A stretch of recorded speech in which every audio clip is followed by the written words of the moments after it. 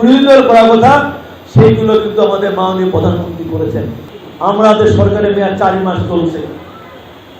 আমরা বলতে চাই যে আমাদের বর্তমান সরকার খেয়াল করবেন,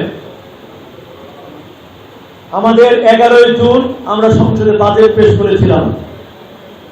আপনারা খেয়াল করবেন তো, যখনই কোনোদিন কোন সরকারি 54 বছরে বাজেট পেশ করেছিল, বলেন তো সকালে বাজেট করে, সন্ধ্যার সময় বিরোধী দল মিছিল করে, এবং সন্ধ্যার পরেই কেরোসিন তেল, সয়াবিন তেল, মুসুরির ডাল, সরিষার তেল, সাবান, লবণ দাম বৃদ্ধি হতো কিনা বলেন?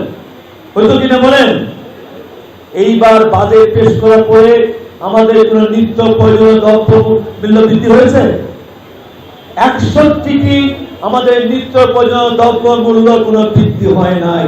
এটাই হচ্ছে তারেক রহমানের সরকার, এটাই বিএনপি সরকার, এটাই খালেদা জিয়া সরকার, এটাই তারেক রহমানের সরকার। উপরন্তু বাজেট যখন আমরা পাস করব, মাননীয় প্রধানমন্ত্রী সেইখানে বক্তব্য দিচ্ছেন, যে বক্তব্য বিরোধী দল দেওয়ার কথা ছিল, উনি আমাদের কিছু কিছু ক্ষেত্রে ট্যাক্স কমানোর কথা বলেছেন।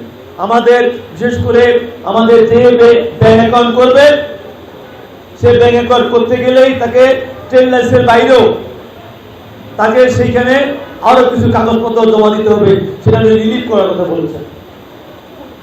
3 সার্টিফিকেটের কথা বলেছেন, সেটা উনি বাদ দিতে বলেছেন। আমাদের 3 লাখ টাকা ব্যাংকে থাকলে তাকে ট্যাক্স আওতায় পড়বে, সেখান থেকে রিমুভ করে 4 লাখ টাকা কথা বলেছেন। এইভাবে আমাদের অনেকগুলো দাবি যেগুলো বিরোধী দল করার কথা, সেইগুলো কিন্তু আমাদের মাননীয় প্রধানমন্ত্রী করেছেন।